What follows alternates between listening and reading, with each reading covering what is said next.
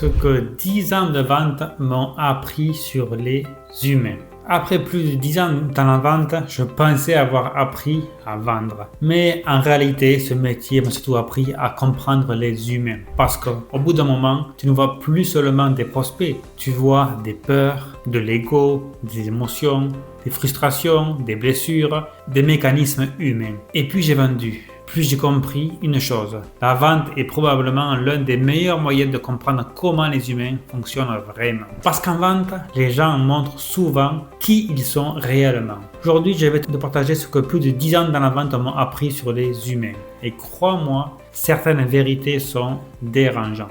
Quand j'ai commencé la vente, je pensais que les gens achetaient ce dont ils avaient besoin. Je pensais que plus le problème était gros, plus la solution était bonne, plus la vente était logique. Mais avec le temps, j'ai compris que les humains n'achètent presque jamais uniquement avec la logique.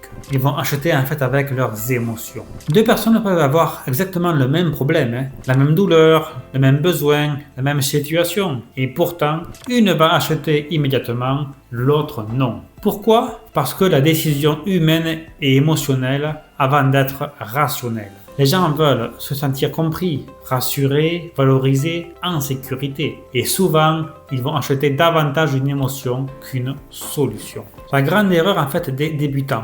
La majorité des débutants pensent qu'il faut convaincre avec des arguments. Alors, ils vont expliquer énormément, justifient tout, bombardent le prospect d'informations. Mais les meilleurs commerciaux comprennent quelque chose de fondamental. Les humains ne prennent pas leurs décisions uniquement avec la logique. Sinon, personne ne procrastinerait, personne ne ferait de mauvais choix financiers, personne ne retournerait dans une relation toxique. La logique sert souvent à justifier une décision émotionnelle déjà prise. Et ça, en fait, ça change complètement la manière de vendre. Ça, c'est probablement l'une des plus grandes leçons que la vente m'a apprises. Les gens aussi sont des menteurs. Pas forcément parce qu'ils sont malhonnêtes, mais parce qu'ils veulent éviter le conflit, le jugement, voire aussi l'inconfort. Un prospect va souvent dire « je vais réfléchir, c'est le prix, je dois voir ça avec ma femme, ce n'est pas le bon moment ». Alors la vraie raison est parfois totalement différente. Parfois il doute de lui-même, il a peur d'échouer, il a peur de prendre une décision, il manque simplement de confiance en lui aussi. Et ça, beaucoup de closers ne le comprennent pas. Ils prennent les mots du prospect au premier degré. Alors qu'en vente,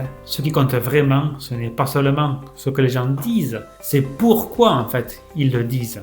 En fait, les objections cachent souvent des émotions. Avec l'expérience, tu comprends qu'une objection cache souvent une peur, un doute, une émotion non assumée. Et c'est là que beaucoup de closers perdent leur vente. Parce qu'ils répondent à la phrase au lieu de comprendre l'émotion qu'il y a derrière la phrase. Une autre chose qui est fascinante. Les humains adorent acheter, mais détestent sentir qu'on leur vend quelque chose. Dès qu'une personne ressent de la pression, du besoin, de la manipulation, elle se ferme et se braque immédiatement. Pourquoi? Parce que l'être humain aime garder le contrôle. Il veut avoir l'impression que la décision vient de lui. Et c'est pour ça que les meilleurs closers, vendeurs, ne poussent pas. Ils vont guider le prospect au lieu de le pousser. Plus tu as besoin de la vente, plus le prospect le ressent. Et le besoin crée de la méfiance. Pourquoi? Parce qu'un closer qui a besoin, il va pousser trop, il va parler trop rassuré, trop être insistant.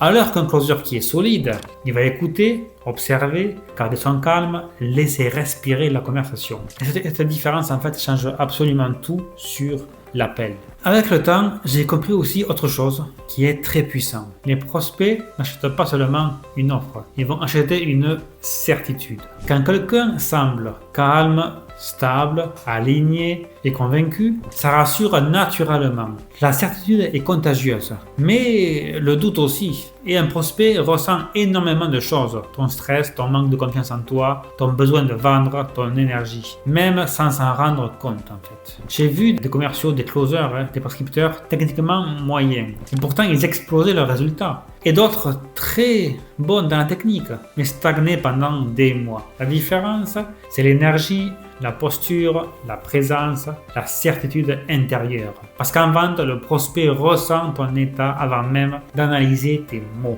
Au fond, la majorité des gens, des personnes, veulent surtout une chose. Ils veulent être compris. Ils ne veulent pas être jugés, dominés ou corrigés. Être compris. Et souvent, un prospect achète à un moment précis où il sent « Ah, cette personne me comprend vraiment ». C'est pour ça que l'écoute est tellement puissante, l'écoute active. J'ai déjà aussi closé des prospects extrêmement compliqués. Pas parce que j'avais le meilleur script, mais parce qu'à un moment donné, ils ont senti que je m'intéressais réellement à eux. Et en fait, ça change tout. Parce qu'à partir de là, la vente devient totalement humaine. Mais la plus grande leçon que la vente m'a apprise sur les humains, c'est probablement celle-ci. La majorité des gens ont peur de passer à l'action. Ils ont peur d'échouer, de perdre de l'argent, de regretter, d'être jugés. Et très souvent, les objections cachent simplement une de ces peurs. Le rôle du commercial, du closer, ce n'est pas seulement vendre.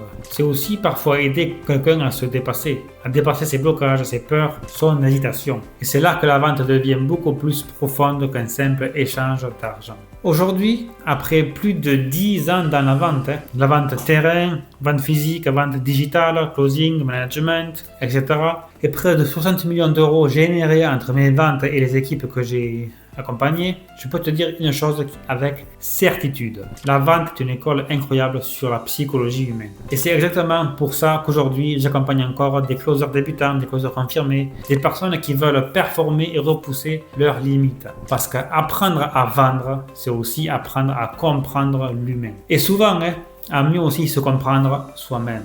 Parce que ça aussi c'est important. Donc si aujourd'hui tu veux évoluer dans la vente, dans le closing ou le setting et apprendre ce qui fait vraiment la différence sur le terrain, tu peux aller voir ce qu'on fait avec Prescripteur Academy. Prends rendez-vous avec un de mes conseillers, le lien il est épinglé en description dans la bio et aussi en commentaire. Au final, la vente m'a appris quelque chose qui est très puissant. Les humains ne sont pas rationnels, ils sont émotionnels, complexes, parfois contradictoires. Et plus tu comprends ça, plus tu progresses dans la vente, mais aussi dans la vie en général. Dis-moi en commentaire quelle est la plus grande leçon que la vente t'a apprise sur les humains. Like la vidéo, abonne-toi et on se retrouve dans la prochaine vidéo.